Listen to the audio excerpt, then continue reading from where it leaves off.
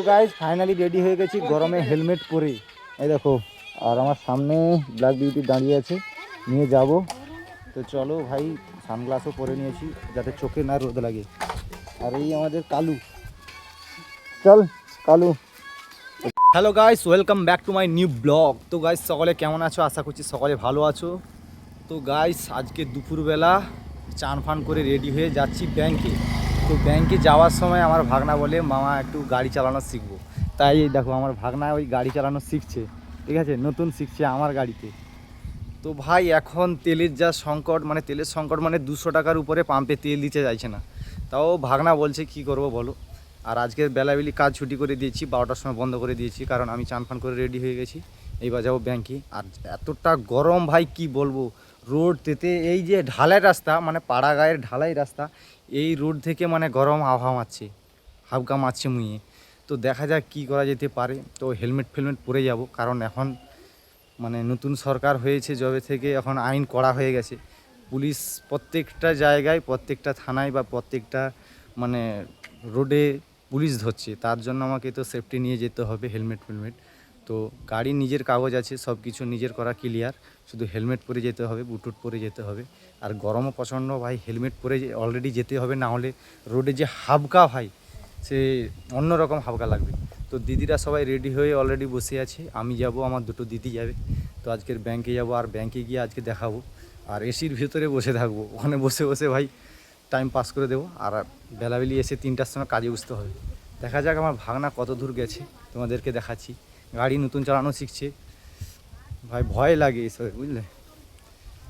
কারণ আমিও যখন নতুন গাড়ি চালানো শিখছিলাম, তখনও প্রথম আমি কিন্তু ভয় করিনি। অনেকবারে শিখিয়েছে, কেউ শিখিয়েছে আমার একটা দাদা, কিন্তু তখন শিখতে পারিনি, নিজের জোশে শিখেছি, নিজে একলা শিখেছি, ঠিক আছে। আসছে আস্তে স্লো, এই শিখছে ইন্ডিকেটার, আস্তে আস্তে আস্তে আস্তে, রোডের সামনে দেখো।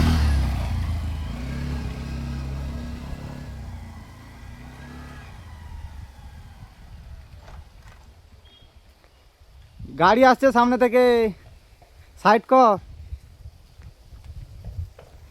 এই আমি শিখে গেছি, এবার মিষ্টি খেলাবে আমার ভাগনা, আমাকে খাওয়াবে। গাড়ি চালানো শিখে গেছে, ঠিক আছে। সামনে এই যে ইন্ডিকেটার অফ করতে হবে, ফর ইন্ডিকেটার করা আছে। আর সব জায়গায় কর্নাটে বিশেষ করে বাঁশি মারতে হবে, কর্নাটে বাঁশি। আর গাড়ি স্লো, সবসময় পিক আপ স্লো। তো ক্লাচটার একটু প্রবলেম আছে, মানে ক্লাচের নতুন তার কেবিলটা চেঞ্জ করেছি, কেবিলটা লুজ হয়ে গেছে, একটু টাইট করতে হবে। পুরো টান মারলে তবে মানে ক্লাচটা ধরে, না হলে ধরে না। গাইস ফাইনালি রেডি হয়ে গেছি গরমে হেলমেট পরে। এই দেখো, আর আমার সামনে ব্ল্যাক বিউটি দাঁড়িয়ে আছে, নিয়ে যাব। তো চলো ভাই, সানগ্লাসও পরে নিয়েছি যাতে চোখে না রোদ লাগে। আর এই আমাদের কালু, চল কালু। তো চলো,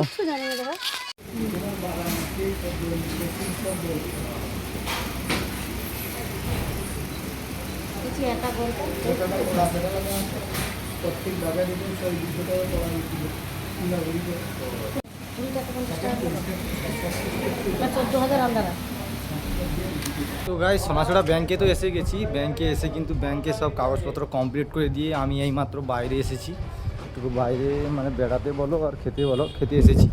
তো ওইদিকে কাগজপত্র কমপ্লিটের কাজ চলছে। কাগজটা কি, তো সেটা তোমাদেরকে পরের ব্লগে বলবো, এই ব্লগে বলা সম্ভব নয়।